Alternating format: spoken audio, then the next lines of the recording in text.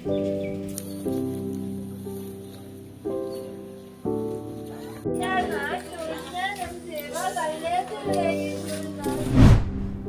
जला हुआ राख नहीं, अमर दीप हूँ। जो मिट गया वतन पर, मैं वो शहीद हूँ। जम्मू कश्मीर के राजौरी में बीते दिनों आतंकवादियों ने सेना के 2 वाहनों पर घात लगाकर हमला कर दिया, जिसमें 4 जवान शहीद हो गए।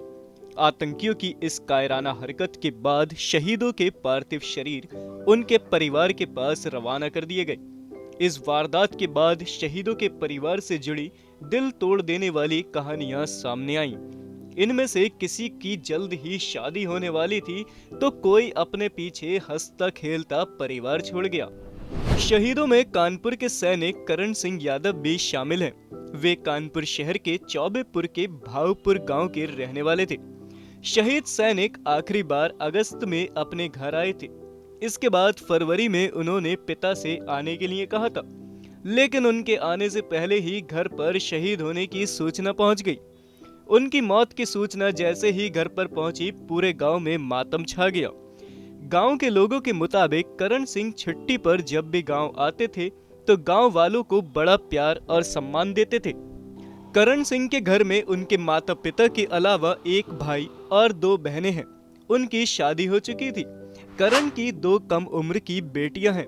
परिवार का कहना है, शाम को फोन आया था कि उनके पैर में गोली लगी है। इसके बाद हम लोगों ने जब पता करने की कोशिश की तो पता चला वह देश के लिए शहीद हो गए हैं। प्रशासन की तरफ से एसडीएम और पुलिस अधिकारी भी परिजनों से मिलने पहुंचे थे। शहीदों में उत्तराखंड के कोटद्वार के सैनिक गौतम कुमार भी शामिल हैं।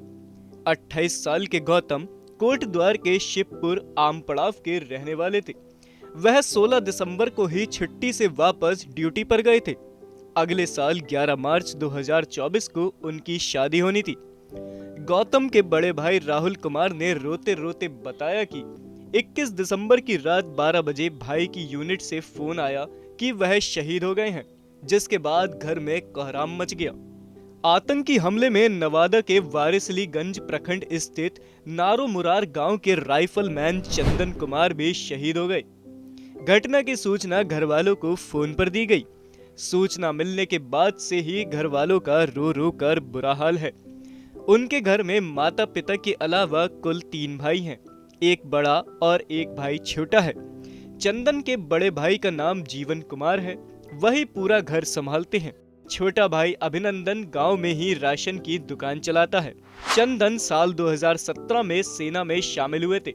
उनकी शादी 18 महीने पहले बिहार की लखीसराय में हुई थी। चंदन बेहद गरीब परिवार से थे। सेना की तरफ से जब फोन किया गया तो कॉल उनके छोटे भाई अभिनंदन ने रिसीव की।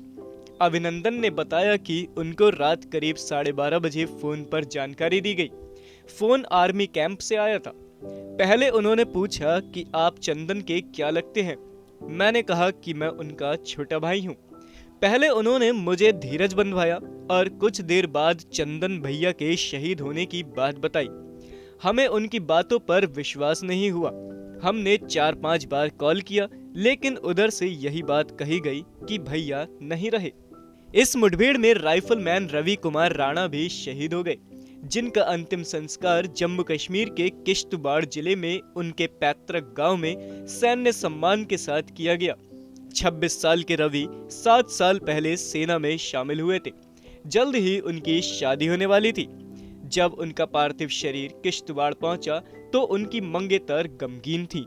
राइफलमैन रवि कुमार राणा के पिता किसान हैं। रवि के 2 भाई और हैं। उनके बड़े भाई सेना में कार्यरत हैं और वर्तमान में पंजाब में तैनात हैं। अंतिम संस्कार से पहले सेना, पुलिस और नागरिक प्रशासन के शीर्ष अधिकारियों ने राइफलमैन रवि कुमार राणा को अंतिम विदाई देने से पहले उनके पार्थिव शरीर पर पुष्पांजलि अर्पित की।